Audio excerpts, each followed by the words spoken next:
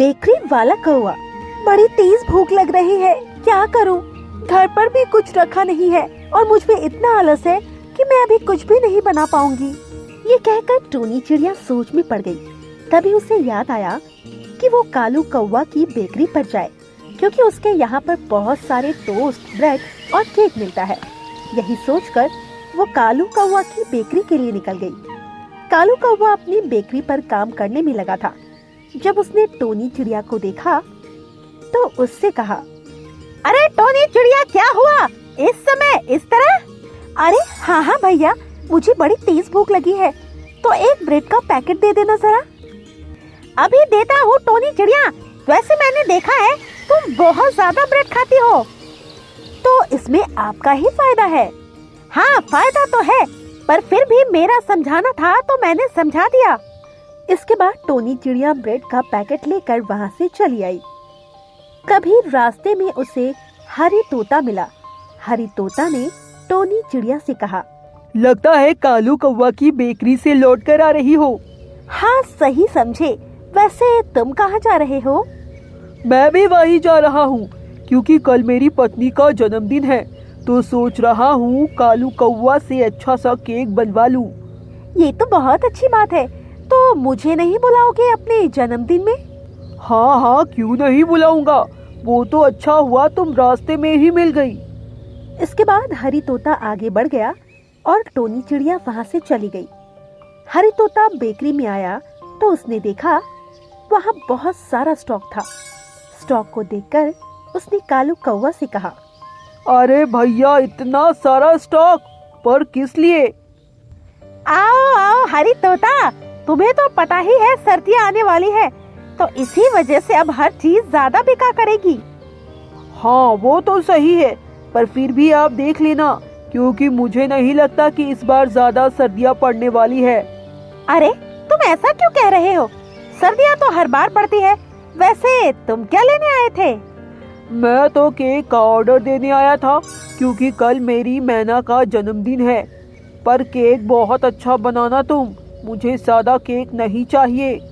हाँ, क्यों नहीं, तुम चिंता मत करो, बहुत सुंदर केक बनाऊंगा। ये सुनकर हरी तोता बहुत खुश हुआ और फिर वो वहाँ से चला गया।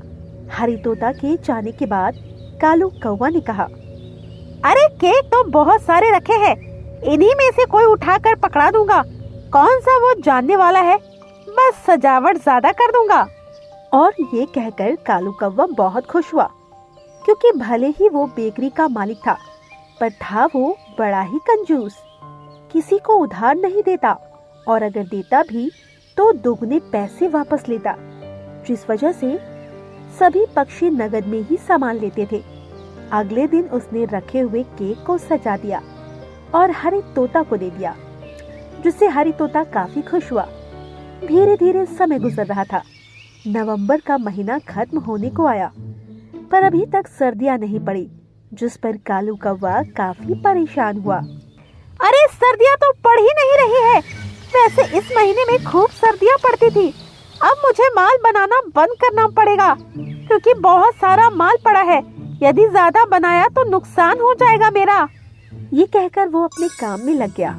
वहीं दूसरी तरफ जंगल में सभी पक्षी अपनी सेहत के लिए काफी परेशान थे, क्योंकि टोनी चिड़िया बहुत मोटी हो गई। वही हरी तोता, बंटी कबूतर, उन्हें भी कई सारी दिक्कतें थी। हाय, क्या करूं, शरीर तो साथ ही नहीं देता है। क्या हुआ बंटी कबूतर, अभी से बूढ़े हो गए? ऐसी बात नहीं है, लगता है गलत खान पान की वजह से शरीर कमजोर हो गया है। अब एक्सरसाइज किया करूंगा, वैसे भी सर्दियां आने वाली है। ये तो तुम सही कह रहे हो, मैं भी अपनी डाइट पर ध्यान दूंगा। तभी वहाँ टोनी चिड़िया आई और उसने कहा, अरे कौन डाइट कर रहा है, मुझे भी डाइट फॉलो करा दो।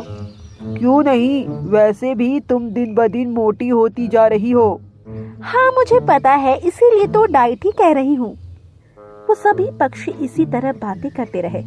दूसरी तरफ कालू कौवा काफी परेशान था, क्योंकि उसकी बिक्री बहुत कम हो गई थी। अरे ये क्या हो रहा है, अब की बार बाहर का ऑर्डर बहुत कम आया और माल भी बहुत रखा है। ऐसे तो सारा माल खराब हो जाएगा।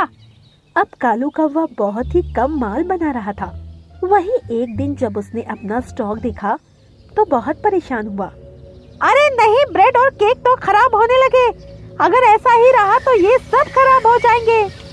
ये कहकर उसने सारे ब्रेड निकाले और धूप में सुखाए, पर ज्यादा फर्क नहीं पड़ा। इस पर उसने कहा, अगर मुझे इन्हें बेचना है तो थोड़ा तो नुकसान उठाना ही होगा। यही सोचकर कालू कौवा ने ब्रेड, केक और बाकी सामानों के दाम आधे कर दिए, जिसे देखकर जंगल के पक्षी काफी परेशान हुए। अरे ये कालू कौवा ने सभी के दाम आधे क्यों कर दिए? मुझे नहीं पता, वैसे तो ये कभी उधार भी सौदा नहीं देता है, तो आज इसने सामान के दाम आधे कैसे कर दिए? बड़ी अजीब ही बात है। चलो हमें क्या करना, हमें तो सस्ता माल मिल रहा है ना? ये कहकर पक्षी उसकी बेकरी पर आए और ब्रेड टोस्ट ले जाने लगे, जिसे देखकर कालू कौवा तो बहुत खुश हुआ।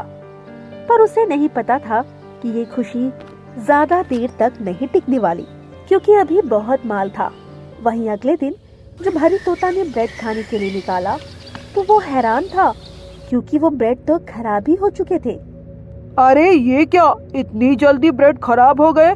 मुझे दूसरा पैकेट खोलना चाहिए।